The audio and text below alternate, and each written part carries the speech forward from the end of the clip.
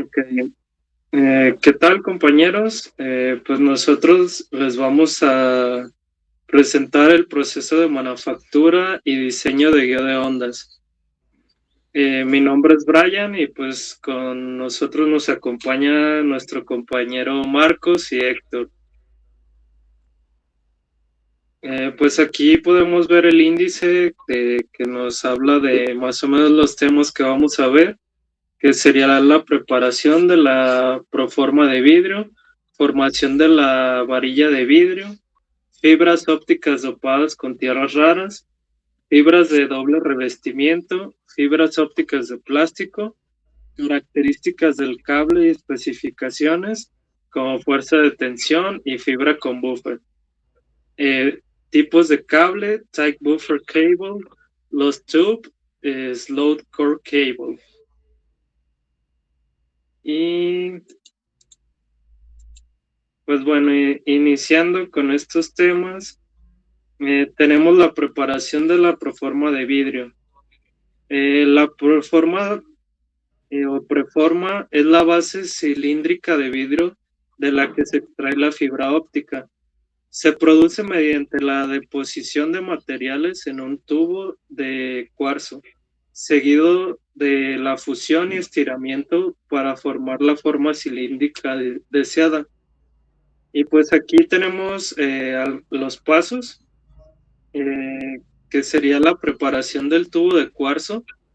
Pues se utiliza un tubo de cuarzo de alta pureza, que es limpiado pues muy bien, meticulosamente, y se introduce en una cámara de deposición.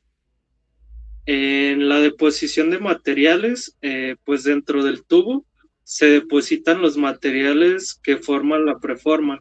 Generalmente pues es por oxidación de haluros metálicos, pues ya sea como silicio o germanio. Em, También tenemos la formación de la capa interior. Pues ahí los óxidos de haluros metálicos se depositan pues en la parte interna del tubo, creando una capa con el índice de refracción que pues deseamos o necesitamos de la fibra óptica, ¿no? También pues en la fusión y estirado, el tubo con la capa depositada pues se calienta a altas temperaturas, generalmente como a 2000 grados centígrados. Después se estira para formar la preforma, pues ya en su forma final, en su forma cilíndrica. Y pues ya como el control de la composición y características, pues se asegura que en el proceso de deposición y estirado, pues sea como lo más cuidadosamente controlado para asegurar que la forma que, te, eh, que tome pues nuestro vidrio, o, bueno, nuestra performa, tenga las características ópticas y mecánicas que pues necesitamos para la fibra óptica final. Eh, pues esto se hace pues mediante algunos métodos industriales, eh, que pues generalmente son por vapor, ¿no? Y todos ellos tienen como objetivo crear un cilindro de vidrio con un núcleo y revestimiento con diferentes índices de refracción. Aquí tenemos algunos métodos como son la deposición química de vapor modificada, la deposición de vapor externa, deposición de vapor axial, deposición química de vapor activada por plasma. Bueno, reforzando un poco lo que nos dijo nuestro compañero Brian, yo les voy a hablar acerca de la formación de la varilla de vidrio o del cilindro de vidrio, que es prácticamente la fibra óptica. ¿Sí? ¿Pero qué es? La varilla de vidrio, también llamada performa, es un cilindro macizo de vidrio con la misma estructura de índice de refracción que se desea en la fibra óptica determinada, es decir, núcleo y revestimiento. Obviamente también tenemos que cuidar la reflexión total interna, que eso permite transmitir pues, la luz o la información. Esta performance se calienta y se estira en una conector especial para formar la fibra óptica. Es como, pues sí, como lo dices, un cilindro, una varilla de vidrio, un grosor determinado, lo calientas, lo que haces es que expandes y le estiras al grosor o el diámetro pues que se requiere, ¿no? Dependiendo del uso o del tipo de fibra que pues requieras. ¿Entiendes? Bueno, como nos dijo nuestro compañero Brian, algunos de los métodos de fabricación de la performa, pues existen varios métodos que ya nos lo comentó para formar esta varilla, dependiendo del tipo de fibra, ya sea monomodo, multimodo, dopada, etc. De la pureza requerida. Aquí, pues como ya les comentó nuestro compañero, es la disposición química de vapor modificada, deposición de vapor externa, deposición de vapor axial y pues la activación mediante plasma. Siguiente.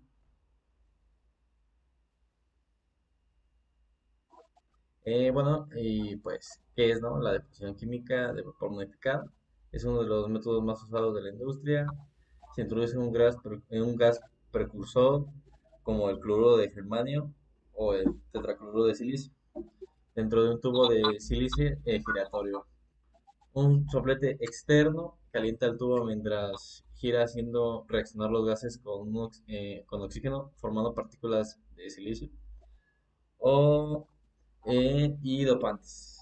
Pues prácticamente es como les comenté, es como si este fuera la fibra, la estás calentando y pues obviamente se estira, cuidando pues más que nada pues la reflexión total interna.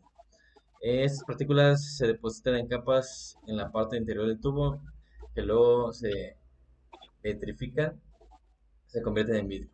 Finalmente el tubo se colapsa para formar una varilla sólida. Siguiente. Y pues deposición de vapor externa, los mismos gases precursores se oxidan fuera del mandril de cerámica. Las partículas se depositan sobre este mandril capa por capa formando un cilindro poroso. Después se retira el mandril y la estructura se petrifica en un horno colapsando las partículas del cilindro sólido. Bueno, algunas de estas ventajas de este método es producción de grandes performances, mayormente en uso de telecomunicaciones en alto volumen y menor costo en grandes cantidades.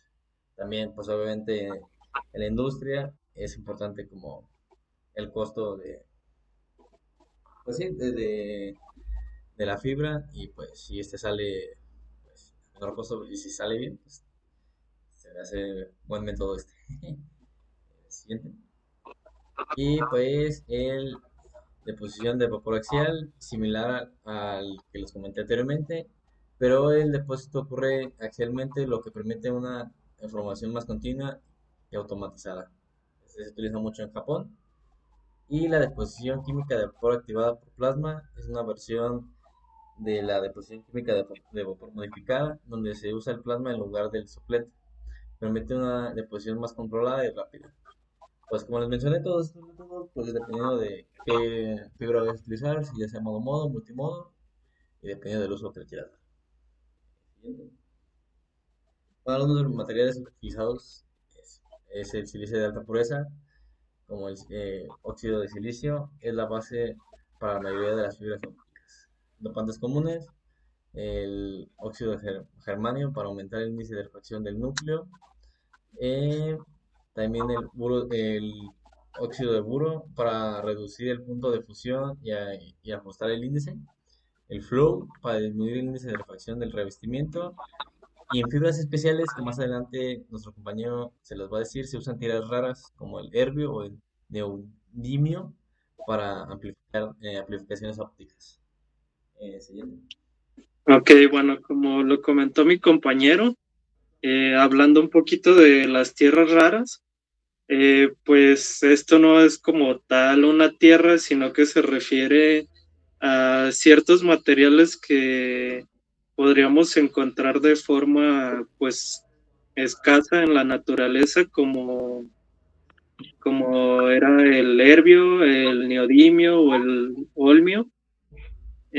Pues estas se utilizan en fibra óptica como dopante, es decir, para añadir iones de estos elementos a la fibra de vidrio, lo que altera pues sus propiedades ópticas, permitiendo pues aplicaciones como amplificadores de fibra de vidrio y láseres. Eh, pues estas tierras se añaden en el proceso de fabricación de la proforma, pues utilizando, como lo digo, óxidos de tierras raras de alta pureza para crear aluros que luego se funden con otros materiales como el sílice.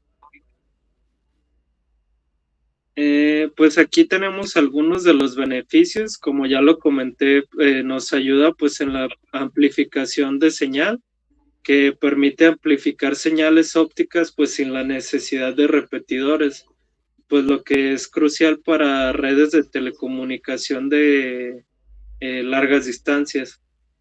Esto pues nos ayuda también pues obviamente a abaratar costos, ya que no necesitamos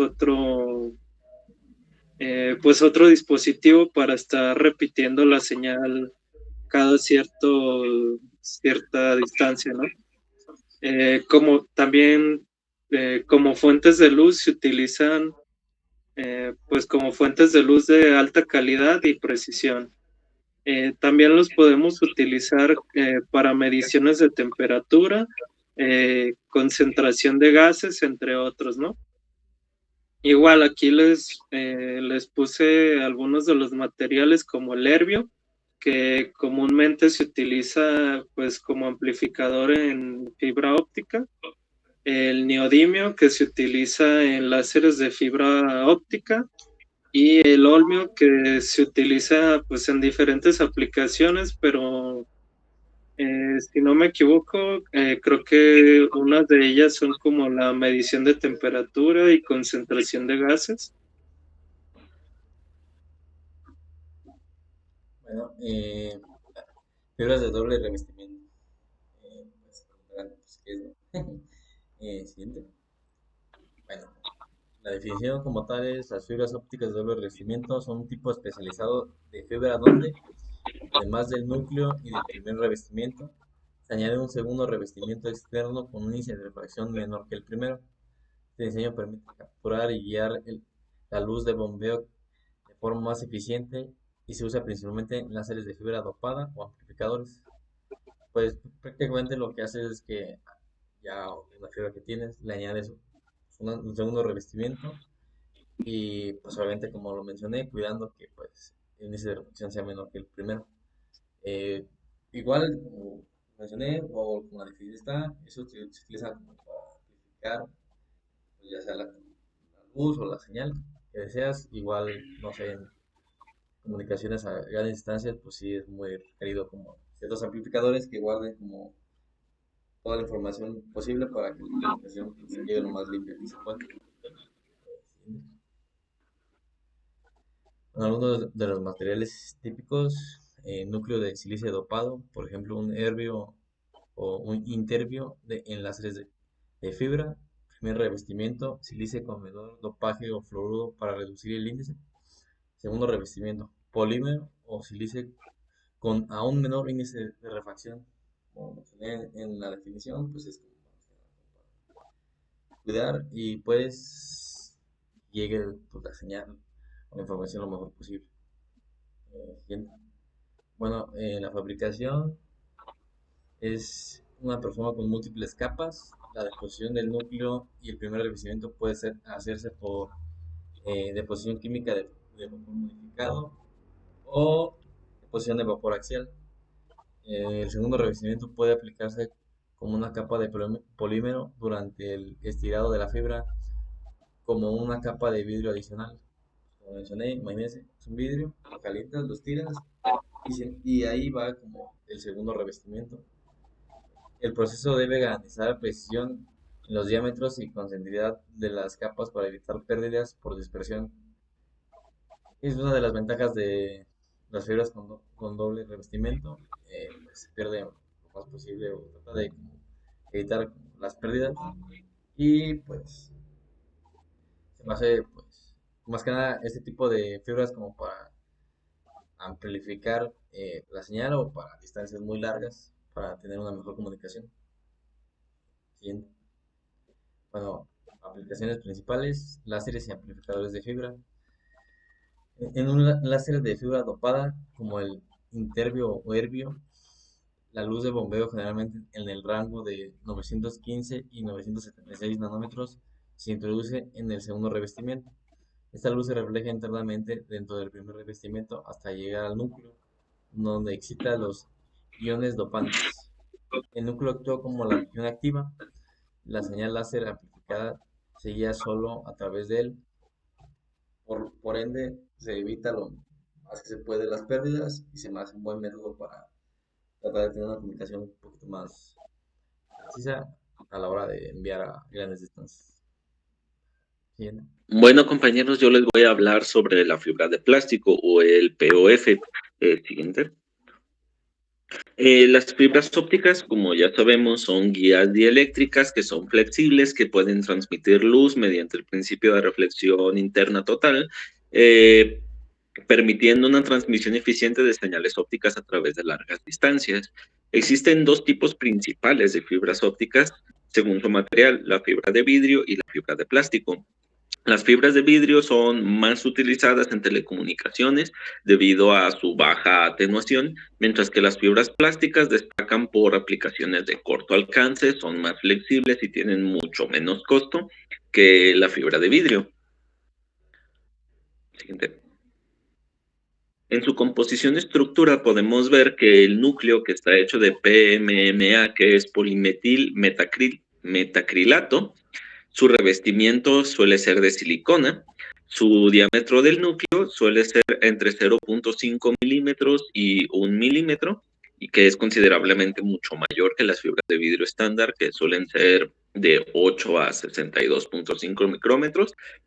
Y sus respectivos índices de refracción, el núcleo es de 1.49 y el revestimiento es de 1.40.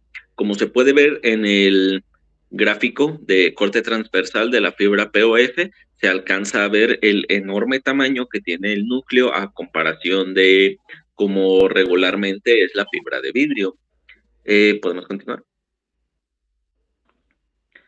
Sus propiedades ópticas, su ventana de transmisión óptima suele ser entre 520 y 650 nanómetros, que es el rango visible. Su atenuación típica suele ser de entre 50 y 100 decibelios por kilómetro a 650 nanómetros en comparación de la fibra de vidrio, que pues es de 0.2, 0.5 decibelios por kilómetro en ventanas de telecomunicaciones. Y el método de transmisión suele ser multimodo. Estas fibras de plástico suelen tener ventajas por su bajo costo de fabricación, su bajo costo de instalación. Una instalación muy sencilla, puesto que se puede cortar y se puede conectar manualmente, es más flexible y tiene una inmunidad electromagnética. Soporta radios de curvatura muy pequeños, menores a 10 milímetros, pero tiene la desventaja de tener una mucho más alta atenuación, tiene una baja capacidad de transmisión en comparación de la fibra de vidrio y es más utilizado para distancias mucho más cortas, de 10 a 100 metros. Son muy sensibles también a la humedad y a la temperatura. Siguiente. Sus aplicaciones suelen ser más enfocadas a las redes domésticas, de oficina, el HDMI óptico, redes LAN de corto alcance, el FTTD, la iluminación decorativa, arquitectónica, de señalización. De hecho, como se alcanza a ver en la imagen que he puesto, ahí se está utilizando como una iluminación decorativa. También se utiliza en la industria automotriz, en la iluminación anterior, en sensores de posición, en redes MOS. Se utiliza en redes industriales, en control de sistemas, sensores ópticos de seguridad, en eso mismo de los sensores ópticos para la detección de temperatura, la deformación, la presión mediante fibras ópticas de plástico modificadas. Y pues en su futuro y tendencias que pueda llegar a tener, se están pensando el desarrollo de estas fibras ópticas de plástico de alta performance que pueden tener un incremento en la adopción de Ethernet, una integración de sensores inteligentes y un desarrollo de fibras ópticas de plástico con mucha más baja atenuación para distancias muchísimo mayores. La siguiente diapositiva. He puesto una tabla de valores característicos de esta fibra óptica de plástico. El material del núcleo, como ya lo había mencionado, el PMMA, polimetilmetacrilato, es el material de su núcleo. Su índice de refracción suele ser de 1.49. El material del revestimiento suele ser de silicona con un índice de refracción de 1.40. El diámetro del núcleo suele ser de 980 a 1000 micrómetros, con un diámetro total del cable de 2.2 milímetros a 2.5 milímetros, incluyendo la cubierta externa. Su ventana de operación suele ser óptima en 650 nanómetros y tiene una atenuación típica de 50 a 100 decibelios por kilómetro en 650 nanómetros. Su modo de transmisión es multimodo, que es pues de alta dispersión, y tiene un radio mínimo de curvatura de menor a 10 milímetros. Tiene una temperatura de operación de menos 55 grados Celsius a 85 grados Celsius. Para también tener notas importantes sería que el gran diámetro del núcleo facilita mucho el acoplamiento con fuentes LED y pues soporta conexiones fácilmente mediante el corte plano y conectores sencillos. Y tiene una alta tolerancia mecánica, es mucho más flexible y soporta más en entornos hostiles o de difícil acceso. Gracias. Bueno, algunos de los tipos de cable en la fibra óptica, pues puede ser el time buffer, compacto y fácil de instalar. Algunas de sus aplicaciones comunes es en interiores y en centro de datos. Low tube resistente con gelo seco, exterior, ductos o postes. Armado, protección mecánica adicional, algunas de sus características principales, y pues, se utiliza mayormente sus aplicaciones comunes es en la industria o en terrado directo, submarino o subterráneo, muy resistente y sellado, redes internacionales o rurales. Breakbot, alta densidad, empalme masivo y pues se utiliza mayormente en comunicaciones troncales. Y drop cable, plano, flexible y fácil de instalación. Pues se utiliza mayormente en redes como hogar o edificios, de algo más común, cotidiano. Y pues como para que puedan entender mejor, les preparamos un video donde se muestra como toda la fabricación de la fibra, que vean todo lo que hemos dicho de cómo se calienta, cómo se estira, cómo se crea, cómo cuidan la reflexión interna para que pues tenga una mejor facilidad para mandar datos y pues mi compañero se los va a presentar.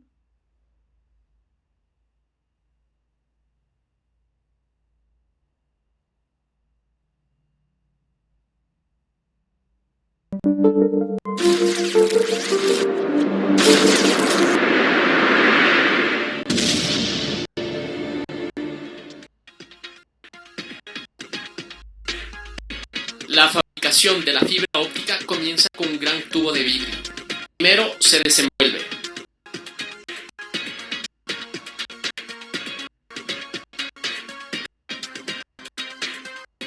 A continuación se sumerge en un baño corrosivo de ácido hidrofluórico que elimina cualquier residuo graso.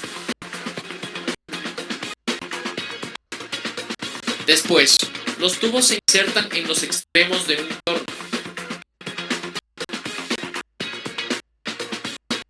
A medida que giran, se van calentando con una llama de hidrógeno-oxígeno. Cuando el vidrio se vuelve blanco, es que se está acercando a la temperatura máxima, 2000 grados centígrados. Ambos tubos se fusionan. El nuevo tubo más largo se coloca en otro torno. A medida que el tubo gira, se inyecta una mezcla de gases químicos en su interior, mientras un quemador lo calienta todo. La mezcla de gas contiene formas líquidas de silicio, un elemento químico muy abundante en la naturaleza, y germanio similar al estanio, usado como semiconductor en transistores y otros aparatos electrónicos. calentarse, los gases sufren una reacción química que dejan una especie de residuo blanquecino dentro del tubo de vidrio. El calor funde este residuo, formando lo que se convertirá en el núcleo de la fibra óptica. El tubo de vidrio en sí formará el recubrimiento de la fibra. Cuando el núcleo está lo bastante fundido, se aumenta el calor hasta que el propio núcleo se convierte en vidrio.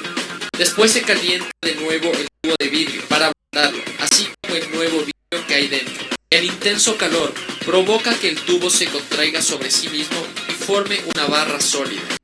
Ya se ha conseguido la estructura interna de la fibra óptica, pero de momento tiene forma de barra grande, llamada preforma. El siguiente paso es estirarla. Primero se separa la preforma de la parte del tubo de vidrio que no se ha contraído. A continuación se instala verticalmente la torre de estirado que le dará la forma final.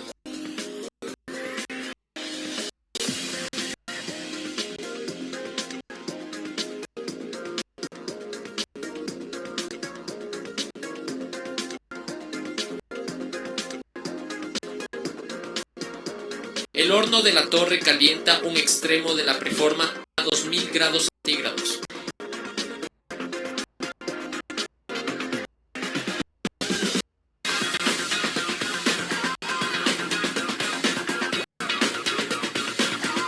El vidrio se ablanda.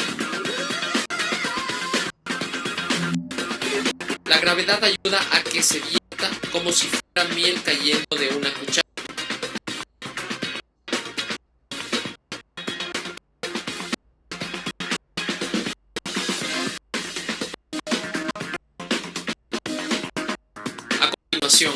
Usando un trozo de vidrio como peso, se estira el vidrio blando y se sigue estirando hasta que se forma una fina fibra de vidrio. Una serie de pruebas miden la tensión de la fibra a medida que se va estirando. Un monitor especial se asegura de que la fibra tenga el diámetro correcto, 125 millas, aproximadamente un octavo de milímetro de grosor. La fibra pasa a través de lámparas ultravioleta que endurecen el revestimiento acrílico para protegerlo contra el polvo y otros contaminantes.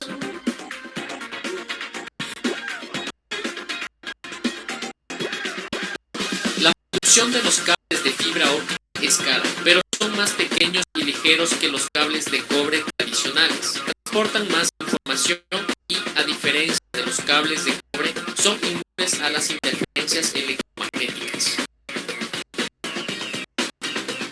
Todo esto es posible gracias a un complicado proceso basado en un principio sencillo: la luz viaja a través del vidrio.